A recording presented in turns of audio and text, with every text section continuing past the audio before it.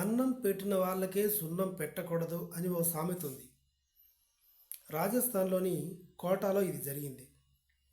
భర్త మునీష్ తనకి ఉన్న పొలము స్థలాలు అమ్మేసి కొంచెం బ్యాంకులో లోన్ తీసుకొని 15 లక్షలు అప్పు చేసి భార్యని చదివించాడు.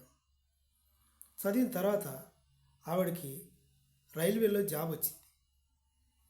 రైల్వేలో జాబ్ వచ్చిన తర్వాత ఓ 3 నెలలు తన ఖర్చులకు సరిపడా డబ్బులు సమకూరేంత వరకు భర్తతో కంఫర్టబుల్గా ఉండింది.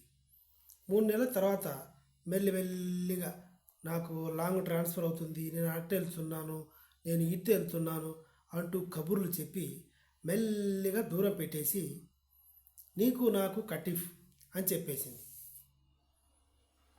భర్త మునీష్ మీనా షాక్ అయిపోయాడు. 15 లక్షలు బ్యాంకులో ఉంది, దీన్ని చదివించడానికి నేను పొలం అమ్మేశాను, స్థలం అమ్మేశాను, దీనికి ఇప్పుడు గవర్నమెంట్ జాబ్ వచ్చిన తర్వాత నన్ను హరిఓం శక్తి పరాశక్తిని చేసింది అని ఆయన చాలా కూల్గా రామ్ గోపాల్ వర్మ రేంజ్లో ట్విస్ట్ ఇచ్చాడు. వెళ్ళి పోలీస్ కంప్లైంట్ ఇచ్చాడు.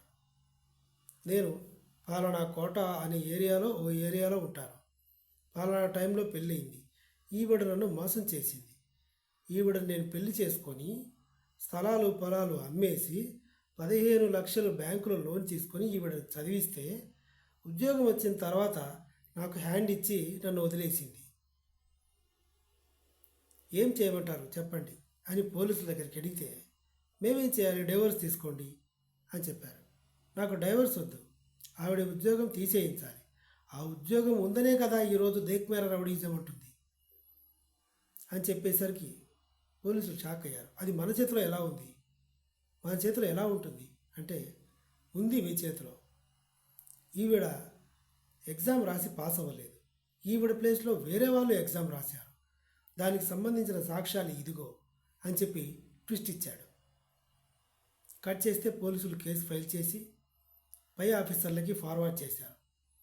ఎగ్జామ్ రాసి పాస్ అయింది ఈవిడ కాదు, ఈవిడ స్థానంలో ఇంకొకడు అని సాక్ష్యాలు ఉండడంతో ఆమె జాబ్ పోయింది.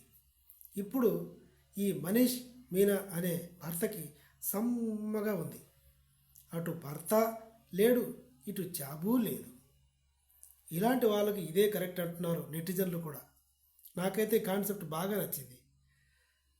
నా ఎక్స్ప్లెనేషన్ కనుక మీకు నచ్చితే నా ఛానల్ సబ్స్క్రైబ్ చేయండి. Thank you.